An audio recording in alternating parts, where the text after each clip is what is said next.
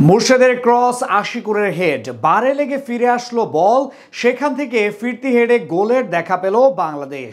অথচ এর মাঝখানে অদ্ভুতভাবে ফাউলের বাঁশি বাজালেন রেফারি।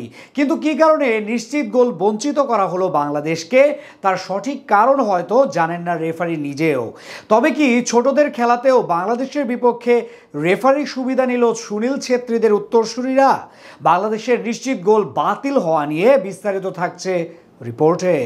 ম্যাচের ৪১তম মিনিটে গোল করল বাংলাদেশ। মুর্শেদের ক্রস থেকে আশিকুরের হেড বারে লেগে ফিরে আসে, সেখান থেকে ফিরতি হেডে গোল করে বাংলাদেশ যুবারা। কিন্তু এর মাঝে অদ্ভুতভাবে ফাউলের বাঁশি বাজিয়ে বসেন রেফারি। নিশ্চিত গোলকে বাতিল করলো রেফারি, ধরা হলো ফাউল। এটা কোন দৃষ্টিকোণ থেকে ফাউল ছিল সেটা কি জানেন রেফারি মহাশয় নিজেও? নাকি ছোটদের খেলাতেও বাংলাদেশের বিপক্ষে রেফারির সহায়তা নিল সুনীল ছেত্রীদের উত্তরসূরিরা? ক্রিকেট মাঠ অথবা ফুটবল, আম্পায়ার অথবা রেফারি মেড ইন ব্লুদের পক্ষে সিদ্ধান্ত দেন, এমন অভিযোগ নতুন নয়। বারবার খেলার মাঠে এমন অভিযোগ উঠে তাদের বিপক্ষে। আর সাফ যুব চ্যাম্পিয়নশিপের ফাইনালেও হয়নি তার ব্যতিক্রম। রেফারি পক্ষপাতিত্ব করলেন স্বাগতিকদের পক্ষে।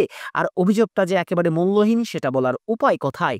নিশ্চিত গোল থেকে বাংলাদেশকে যে করা হয়েছে বঞ্চিত, এমনকি ম্যাচে সব 50-50 সিদ্ধান্ত গিয়েছে স্বাগতিকদের পক্ষে। তবে কি রেফারিকে সাথে নিয়ে বাংলাদেশকে থামাতে চেয়েছিল তারা? ট্রফি তুমি কার, দিল্লির না ঢাকার? সাফ অনূর্ধ্ব-19 ফাইনালের প্রেক্ষাপট তত ছিল এমনই। আর এমন ম্যাচের ফাইনালে স্টেডিয়ামে কে হাসবে, শেষ হাসি কে জিতে নিবে ফাইনালের ট্রফি, এমন সমীকরণ মাথায় রেখে সাফ ফাইনালে মুখোমুখি চিরপ্রতিদ্বন্দ্বী ফাইনাল জয়ের আশায় বুঝছিল মেড ইন ব্লুরা।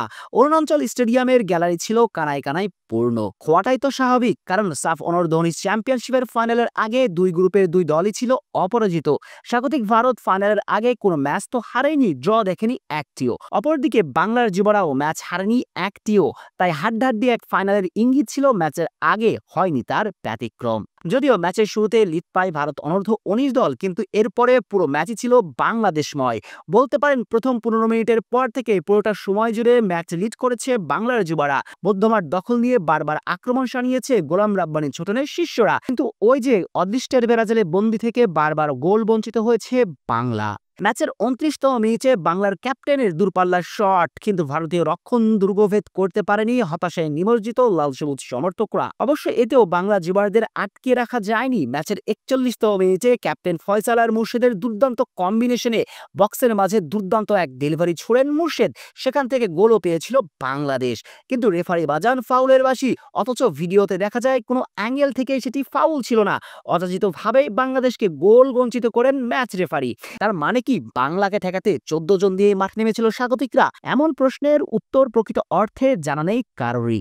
আর ওই গোল বঞ্চিত হবার কারণে প্রথম হাফে 1-0 পিছিয়ে থেকে বিরতিতে যায় বাংলাদেশ।